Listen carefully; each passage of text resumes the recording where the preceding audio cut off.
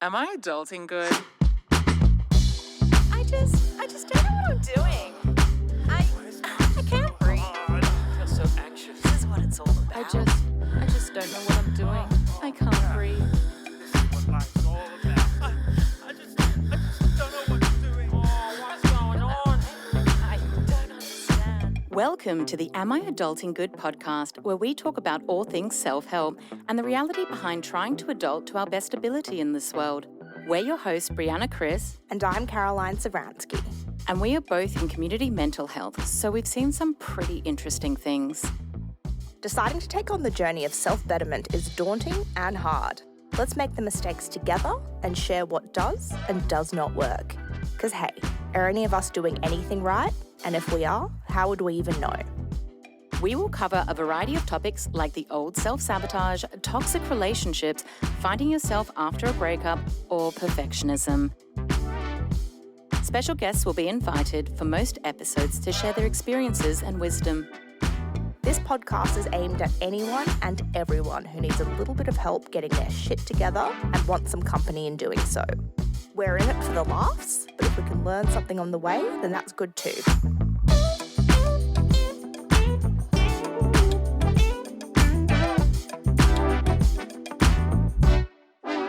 Am I adulting good? Today we have Clare Ladyman joining us to talk about motherhood, sleep, and mental health. So thank you so much for joining us. No worries. It's lovely to be with you. This is a topic I'm very excited to hear about because I have just this giant fear of having a child because of the sleep. Everyone who knows me knows I need my 8 to 10 hours. So I'm just really excited to hear your insights on this. And I'm hoping to come out of it not terrified to be a mother anymore. And you know what, like in terms of the spawn that I produce, probably not good for humanity, but anyway, we start off every interview with asking our guests, what does adulting mean to you? Yeah, I was having a think about this. I think it's, the same old, it's about responsibility, right? So it's, balancing the things that you have to or should do with the things that you want to do. It's simply, you've got to have that, that salad at dinner, but you can have the whole big bowl of ice cream afterwards. So yeah. It's just balancing what you should and, want to do. So true. It's one of those hard things where I constantly say to myself, I actually need to pretend to be my own parent because the way I still feel like I'm rebelling against myself as if saying, I'm an adult, I can do what I want. But then you kind of go down these wormholes of, I'm really unhealthy now. I should exercise more. Yeah. Yeah. Yeah. Cool. So for all of our listeners, can you please tell us a little bit about who are you, what do you do, and how did you get there? I've been married for 20 years now. I've got two teenage boys who are 6'3" and 6'1" now. Oh, so are they single? Wow. So look, I spend a lot of time food shopping and cooking. They eat a lot, and I think it's really quite surreal that they're going to be adults soon, and feels like the last 17 years have flown by into this some type of parenting black hole. The saying of the days drag on, but the years fly by. So I'm kind of in that space at the moment with the kids, but I did go into sleep research because of them. I couldn't believe the difference of how physically and emotionally different I felt before I had kids and after. Sorry, this is not going to help you with your underlying fears, but I was the same. I was a fantastic sleeper. I love sleeping. I'd get to Saturday or Sunday morning at 7 o'clock in the morning, and I couldn't wait just to roll over another couple of hours sleep. And, it was like a hobby for me. I loved it. Yeah. It is my hobby. Yeah, absolutely. And I had heaps of energy. I didn't even drink coffee. Yeah, I know. And I might have had the odd night here or there when you didn't sleep well, but it was never a string of nights. So when I got pregnant and I was having these continuously restless nights, it did really affect me. And there was this kind of fear or dread that, I was soon going to have this newborn baby. And I really didn't know how I was going to cope with it. And sort of looking back, I didn't cope very well at all. It was really hard. It was, I was tired and I was exhausted. And that does really start to affect everything, your relationships and how you feel about yourself. And I kind of describe it, it's like, having these curtains slowly drawing across your life. The light gets less and less, and it just feels like you've got, no energy, nothing left in the tank to pull them open. You're So really selling this whole motherhood I'm thing. really selling this. I'm really selling this. I mean, sleep deprivation is a form of torture, and in war. Well, that's right. Yeah, you can see why they use it as a form of torture. It's, it's really full on. I wouldn't change things for the absolute world because, I love being a mum and I love our boys and, but I'm not in no way saying the sleep deprivation is hard. And that's what I got into sleep research for, because there's got to be some ways in which we can help mums through this in a better way. Absolutely. Thank you so much for doing this research for all mothers in the world. Can you tell us a bit about the research that you work on at the moment? Yeah. So I was really lucky. I did a postgrad in sleep science at UWA here in Perth. And then I was really lucky to be offered a PhD scholarship over in New Zealand at the Sleep Wake Research Centre, great little centre over in Wellington. Shout out to them. And so, I looked at the links between mental health and sleeping mothers. So when I first got into doing this sort of research, we look at the literature around, mothers' sleep and mood, and it really is in its infancy. It really wasn't that long ago that there were these theories that people insisted that being pregnant was somehow this protective effect over mental health. These really crazy theories. And I don't know, just as an aside, it wasn't until 1994 that the psychiatric community actually officially recognised postnatal depression as a thing. 1994. Wow. 1994. But get this, it wasn't until 2013 that they actually expanded that time frame to include pregnancy. So that's 8 years ago. Oh, Yeah. Lord. Yeah, so it's fascinating. It's, the whole, when you're pregnant, your skin's going to be glowing and, you're going to have really good hair and nails. I'm like, no, that's sweat. Yeah, that's right. Yeah, so this is like it's a really fascinating and interesting time to be in this research because it's a real boom time for it. It's really exciting. And that really, I guess it really fits as well with this advocacy around, this first 1,000 days of a child's life. So that includes pregnancy in the first 2 years of their life. And it's really seen as that brain's window of opportunity. So the brain plasticity and the programming that happens at this time of their life is far greater than at any other time. And it lays down that foundation for that good neural outcomes. And so it's really important that, we're protecting mothers and we're giving them all the support that they need so that they can protect their health and wellbeing for the benefit of their babies. So it's really important. And so I guess the thing that I was really fascinated in and what started me down this journey is this, the reoccurring nature of depression too. So if you've had a mental health history before you're pregnant, then you're 1 in 2 women are going to go on and have some kind of mental health issues in pregnancy. And if you've had mental health issues in pregnancy, then you're really likely to go on and experiencing it after birth. So, this was one of the projects that we worked on. So we looked at the depression trajectory, so the patterns of depression from over 1,000 women from the 3rd trimester to 3 years after birth. And we found that if a woman is experiencing depression in late pregnancy, they've got an 80% chance of experiencing it again 3 years later. So, wow. But on the plus side, let me put a positive in here. If you're not experiencing a depression in pregnancy, if you're in a good mental health space, then you've only got a 10% chance of experiencing it again 3 years later. So those are seriously important statistics, right? It points to pregnancy just being a really, really important time. And not only late pregnancy, but we've also got researchers in our field that have looked at depression in pregnancy, and 83% of cases of depression in pregnancy can be detected in the 1st trimester. So it's not only pregnancy that's a crucial time point, it's, that early pregnancy time point is really pivotal. That's phenomenal. Is there any correlation between that mental health and, say, socioeconomic backgrounds, or, the living situation of the individual, or is it just really Absolutely. random? Yeah. So there are some really strong links between definitely socioeconomic position, ethnicity, even age, whether you're having your first or your second baby. So there's lots of different risk factors that will either point to you having more of a risk or less of a risk. But yeah, those are definitely some of the ones that spring to mind.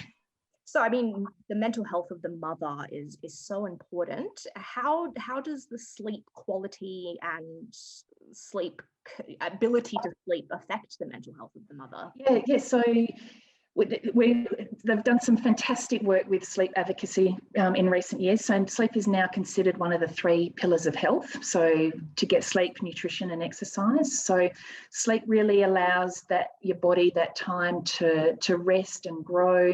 It's when our memories are created and stored. It helps us build a strong immune system.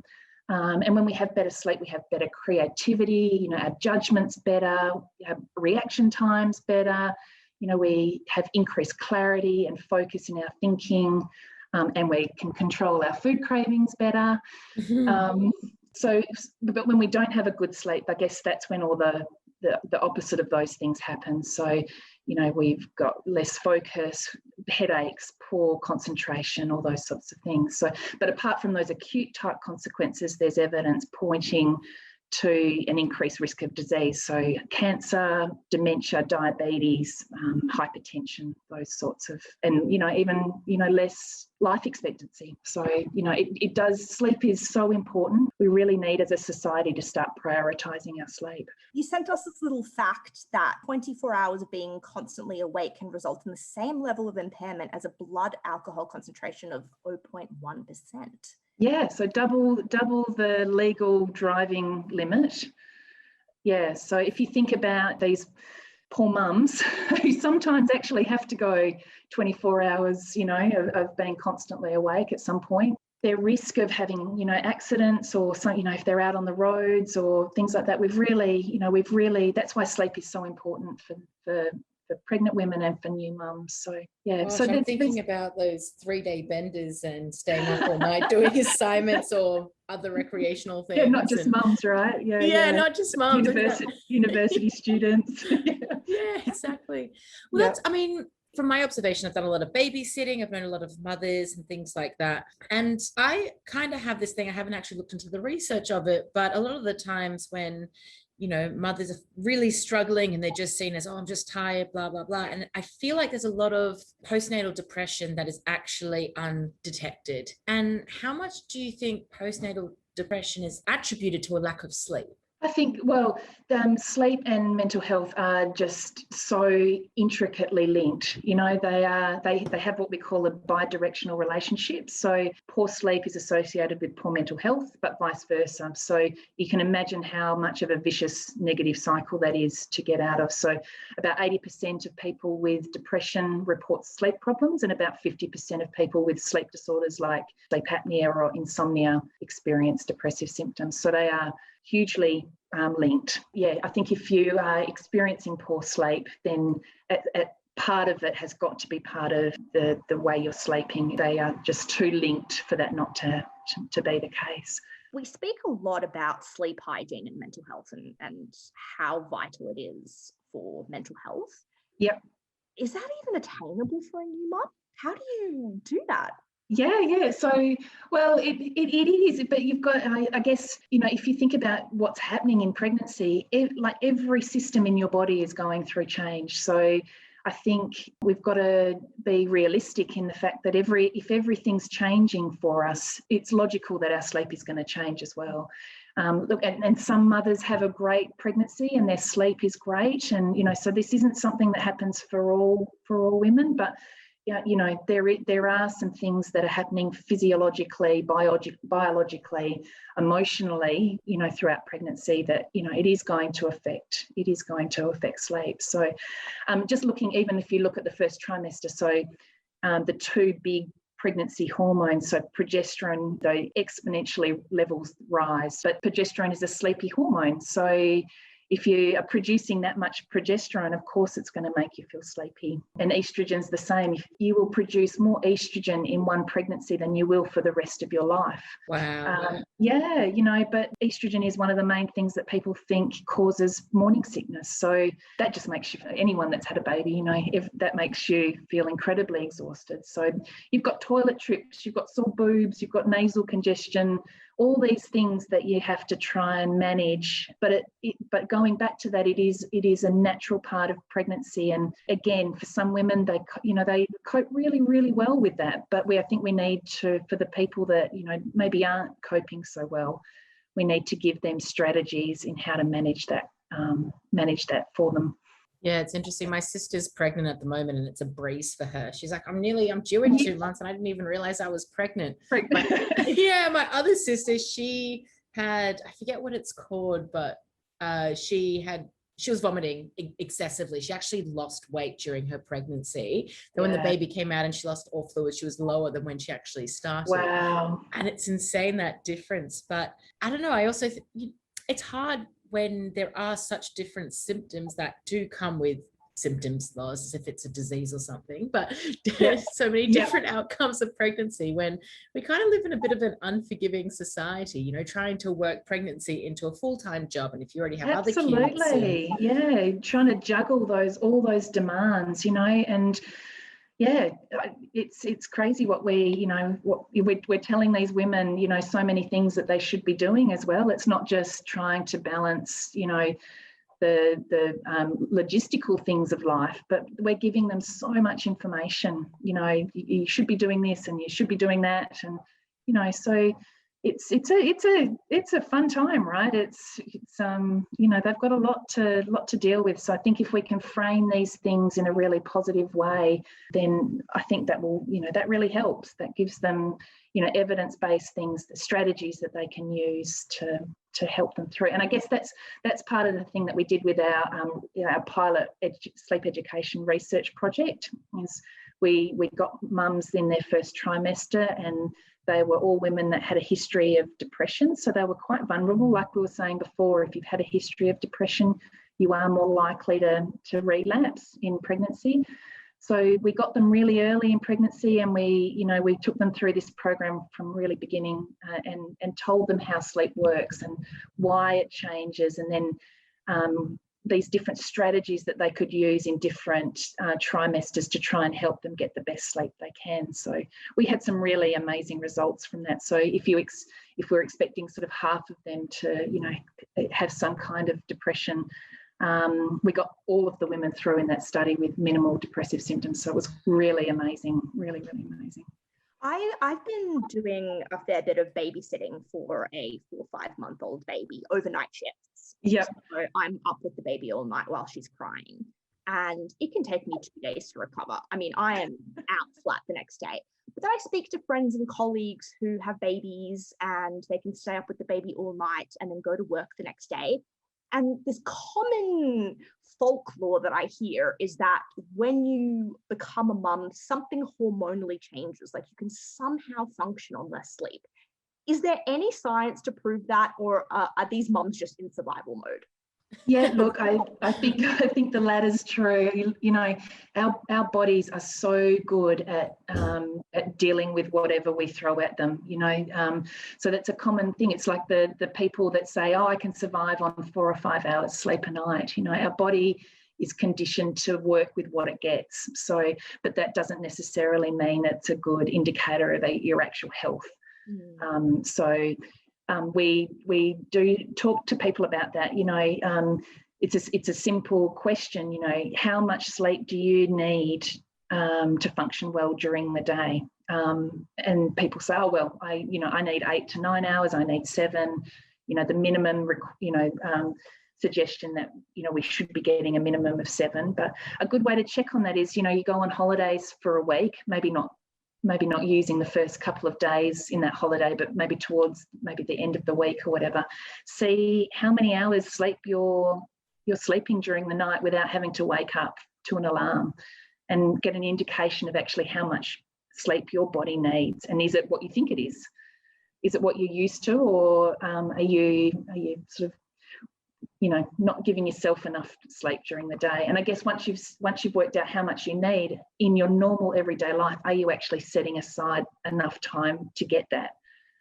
Because sleep seems to be this negotiable commodity in life these days. It's the bottom of the priority list. So, I need to fit in exercise in the morning, so I've got to get up early, or I've got to go out with friends for dinner, or I want to watch that Netflix episode.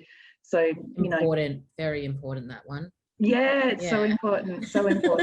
But it is. It's the negotiable commodity that we all do, and it often means that it slips down that priority list, and especially in pregnancy and postnatally, we really need to prioritise sleep. It's the time when we need to be doing it, and you need to let your family know, let them get on board, and let them know why it's so important. For those mums to be struggling with sleep, what are some strategies they can use to get the best sleep during pregnancy? Yeah, so we when we talk to mums about their sleep, so again, that's sleep duration, and we also look at sleep timing, and we look at sleep quality. So they're the three aspects or dimensions of sleep that we kind of look at. So one of those is the duration, like we were saying, are you giving yourself enough time? And especially in pregnancy and postnatally, napping can be really helpful. So especially if your nighttime sleep isn't as good as it should be. So naps can be really helpful to get you through those afternoon lulls. And I need those, and I'm not even pregnant. Yep, absolutely. And it's actually a really good time to start trying some naps. Sometimes maybe you can only do it on the weekends if you're still working, but if you can start to nap regularly, that's going to put you in a really good spot when you've actually had the baby, and you can nap after the baby's born. So look, even if you can't nap, even just the rest is going to be really valuable for you as well. One of the things that a lot of people overlook, and we talk about, is this sort of aspect of sleep called sleep timing, and that's about routine. Our bodies love routine, so it's about setting your bedtimes and your wake times as much as you can.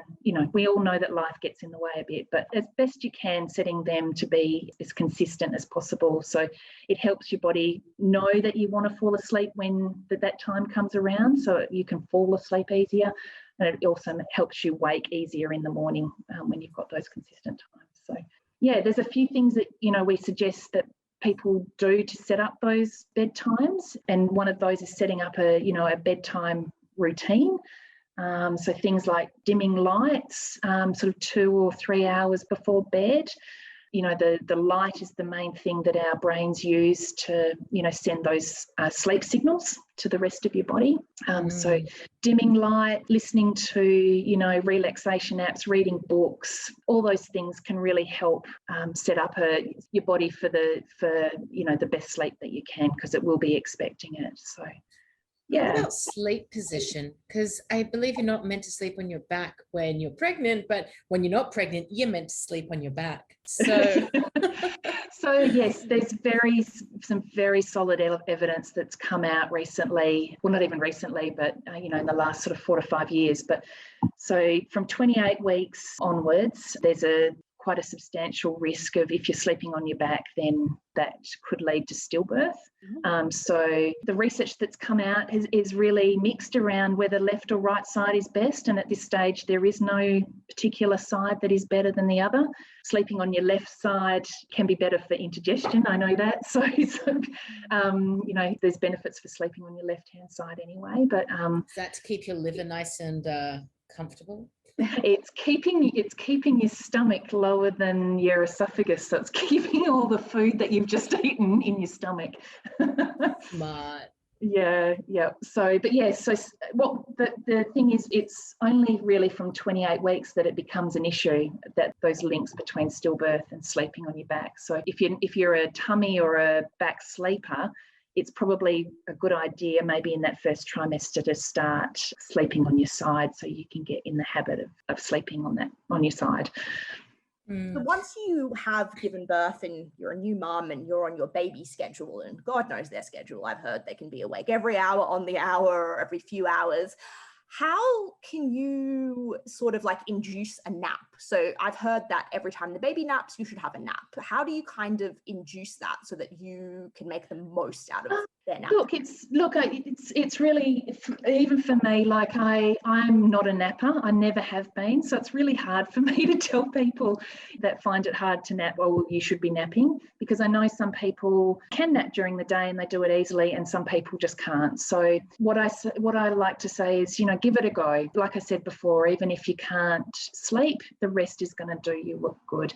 Look, there are certain times of the afternoon, so sort of in that sort of 2 to 3 o'clock period, where your body is naturally more inclined to sleep. So Siesta. Siesta time. That's right. So that's if you're going to try and have a nap, it's probably a good time to do it. You don't want to be doing it too late in the evening if it's and then it affect your nighttime sleep. So, and we do also say if you're going to have a nap, sort of 30 to 45-minute window, because if you're sort of sleeping for longer than that, you can usually get a full cycle of sleep in that time. You will go any longer than that, you're probably likely to wake up a bit groggy. So give napping a go. Again, if your body is expecting something, it's probably more likely to be receptive to it. So if you can get into the habit of napping, probably a really good time to do it. So yeah. Oh, and if you're going to do it, close the blinds, make it as dark as possible, keep the noise out. Yeah.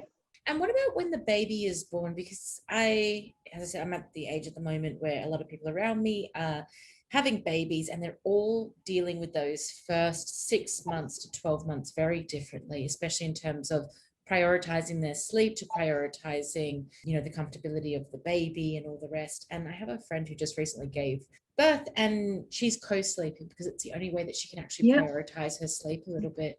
And I know it's such a controversial topic out there, because some people say you should never co-sleep with a child. And I know they've got special bassinets for it. But in terms of, my friend, she was really scared because she's like, well, it's either I do that or I'm so sleep deprived that I felt like I was going to drop the baby when I was breastfeeding it the other day. Yeah. So you have these really...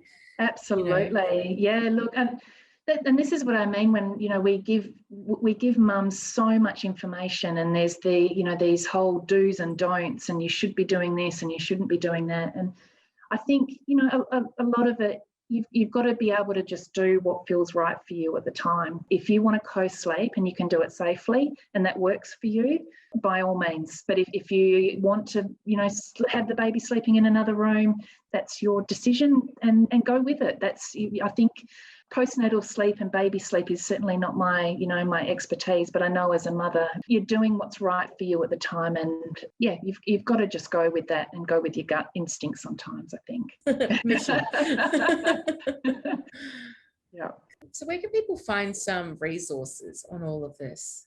Yeah, so look, as part of the research that we did at the Sleep Wake Research Centre, so Professor Lee Signal and I put together a book. It's called Sleeping Better in Pregnancy. So this has the same sort of information. So it's telling you how sleep works, why it changes in pregnancy, and the good reasons it's changing in pregnancy, because you're growing this amazing little baby inside of you, and it's needed. Take it on board and run with it. But also it gives you lots of different strategies about how you can get the best sleep you can. So and they're very trimester specific, because sleep does change quite specifically in each trimester. So, there's lots of different strategies in there, simple things like if you're going to get up to go to the toilet, put a nightlight in your bathroom or in the hallway so that you're not turning your main lights on to get to the bathroom, because the light is that main alerting factor to your brain. So, one of the big strategies that has worked really, really well, especially we've all had those moments where we, wake up at 2 o'clock in the morning and you just can't get back to sleep. Brain switches on, it's frustrating and annoying. So one of the best strategies we've found for that is keep a notepad and a pen by your bed, and part of your bedtime routine, write down anything that you feel like you have to do tomorrow, or anything that's worry. And I don't mean write an essay, just little dot points about the things that are on your mind. And what you're trying to do is you're trying to tell your brain that, yes, I know that these things all exist. I've not forgotten them. They're going to be there in the morning, but I don't need your help at 2 o'clock in the morning to work these things out. So night times, I want my brain to rest at night time. We'll come back to these things in the morning with a nice cup of coffee. So it's a really good strategy of just allowing your brain to know that you're not forgetting that these things exist. So it's a good one. If you are finding that you're waking up at 2 or 3 o'clock in the morning and you can't get back to sleep, if you've been awake for more than 20 or 30 minutes, get out of bed, go and do something really quiet, sit in a chair, read a book, listen to a meditation app, or have a cup of herbal tea or something. When you start yawning again, start to feel sleepy, then go back to bed after your mind's had that time to calm. Yeah, that's really good advice. I've just got to ask you, you said that you didn't drink coffee before your pregnant. I know, I didn't drink coffee before kids, and actually I didn't like it. And now I am a full-blown coffee addict. Did that start during pregnancy or after? No. Well, after. Okay. Yeah, definitely after. I was a good tea drinker, but yeah, no coffee. I'm a first thing in the morning. Yep. Yes. Up to the coffee machine. It's a little ritual, it becomes a little part of the day that's just for you and no one else. I agree. Yep, and it's lovely. Yes, so I'm full-blown coffee snob now. I know it's not your area of expertise, but do you have any information or so on how, I guess, nutrition and exercise impact on sleep and mental health throughout pregnancy? Yeah, so there's been such a huge amount of research come out recently about gut health and sleep and mental health. If you think about our body clocks are producing these hormones at regular times during the day, so it's no wonder that when you eat and when you exercise do affect when those hormones are released or not. So, and that's the same with sleep. That's why we call it these 3 pillars of health. All of these things work interconnectedly for our health and well-being. But yeah, absolutely, exercise for mental health. We say maybe try not to exercise maybe 2 to 3 hours before sleep, because it can sometimes be too alerting for you. But certainly in the mornings, during the day, exercise can be really, really helpful to certainly get off to sleep as well. Food, nutrition, obviously caffeine is going to have a big impact on sleep. So yeah, again, I think they say about sort of 5 to 6 hours before you're due to go to bed, you should try and cut out caffeine type foods. The question I have as well is, a lot of us before getting pregnant are addicted to caffeine, and we might have our own little rituals with alcohol and different things like that, and as soon as someone gets pregnant, they're like, all right, crap, I need to strip all of this out of my life. How can the impact of changing your lifestyle so dramatically plus being pregnant influence mental health? Yeah, I think, look, it is. You can't get away from the fact that having a baby is it's huge. It's probably one of the most amazing things you'll do in your life. So, no doubt it is huge, and you can take it. The strategy of I'm making this amazing little being, and I will, I'll try and create a lifestyle that's going to be as healthy and as I can, and I'm going to as healthy as I can make this baby be. So if you're going to make those changes to not drink, or to sleep better, or maybe eat more vegetables, then it's for the benefit of your baby, and it's for the benefit of you. So I think if you can take it in that kind of mind frame, then it's a good thing. Suck it up and deal with it. Yeah. Suck it up and deal with it. No alcohol for 9 months. You can do it. Oh, that would make anyone depressed. I understand it now. I'm trying to be sober for 6 months, so thanks for the support, Brianna. You're doing well as I sit here drinking my glass of wine. Stop it.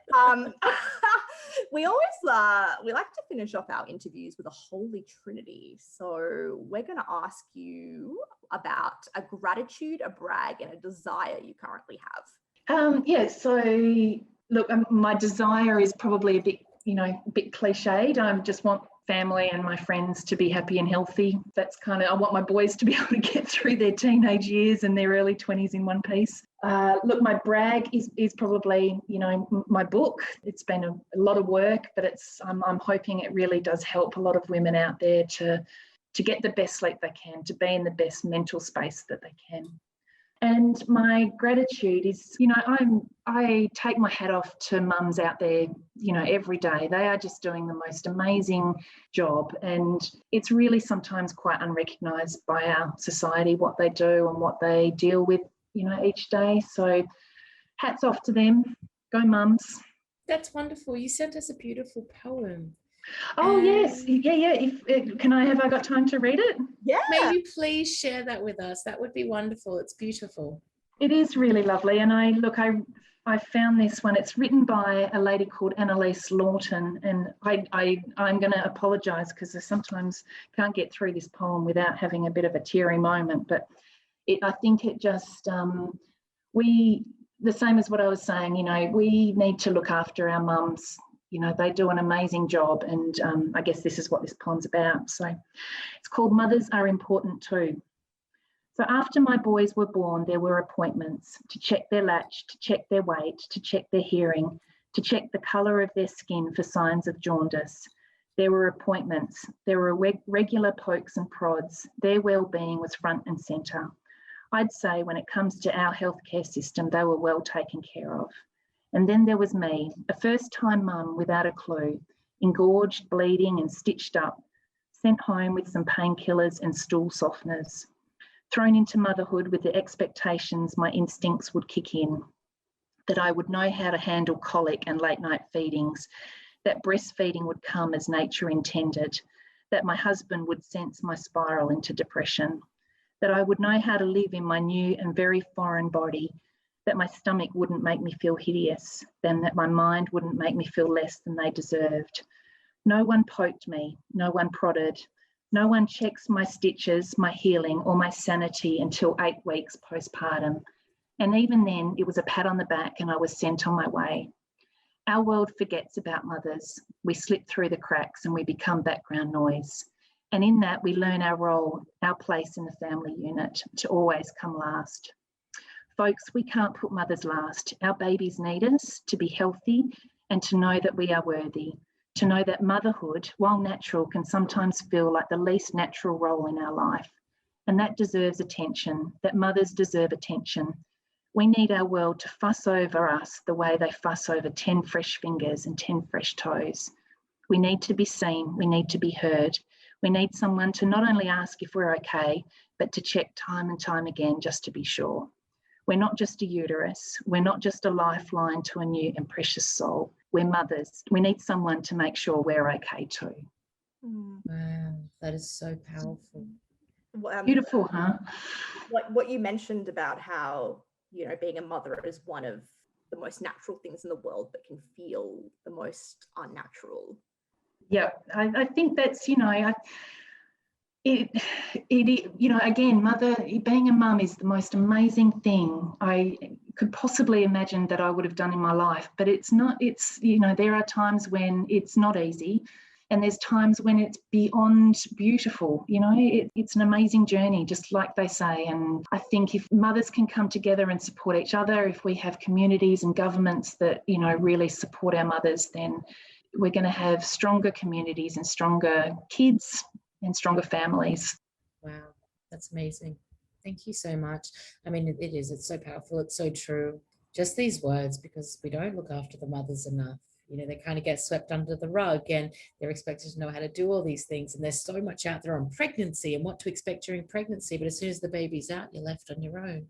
Yeah, and we kind of call that, this infant-centric versus mother-centric type health system. We are all about looking after the infant, and there's definitely nothing wrong with that. We should be looking after them, but we can't leave mothers out of that because they're the ones that are in there for the long haul. This isn't just a 9-month pregnancy or a 1 year postnatal. This is 25 years of looking after these children. So if we've got strong mothers, then we're going to have strong kids. So something I've tried to do for my friends if they have baby showers or just announce a pregnancy is I try to get the mum a gift, not the baby. That's a really lovely idea. A massage, a bottle of wine that she can pop open when it's all done. Something for her, she's going to get hundreds of baby clothes and diapers and all of that. But I think when it comes to baby showers and celebrating a pregnancy, I think doting on the mum can go a long way.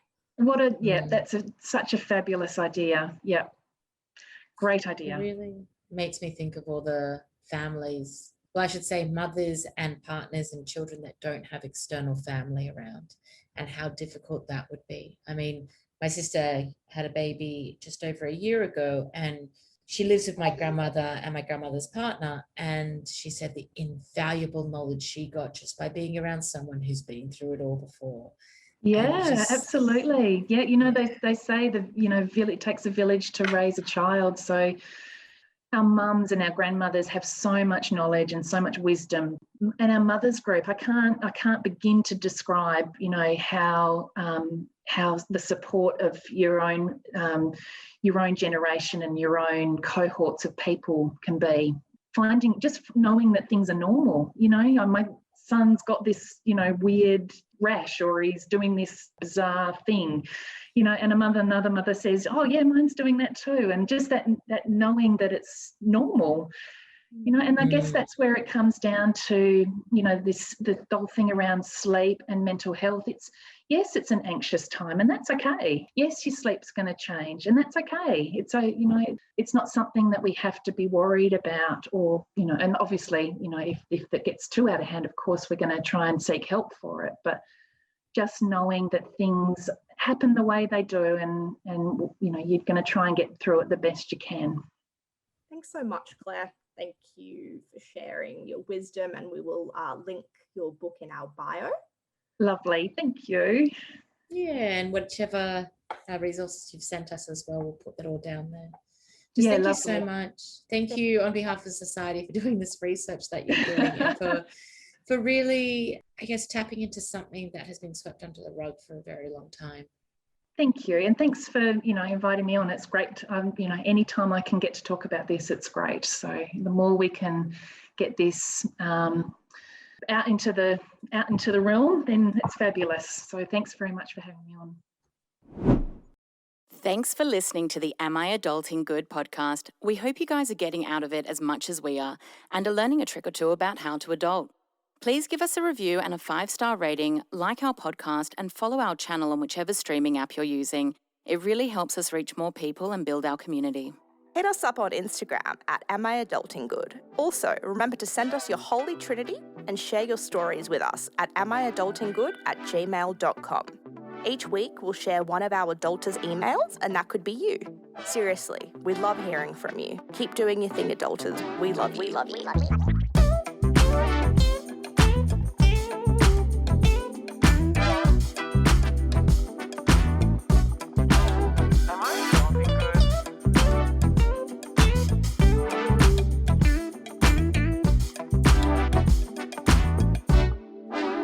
Am I adulting good?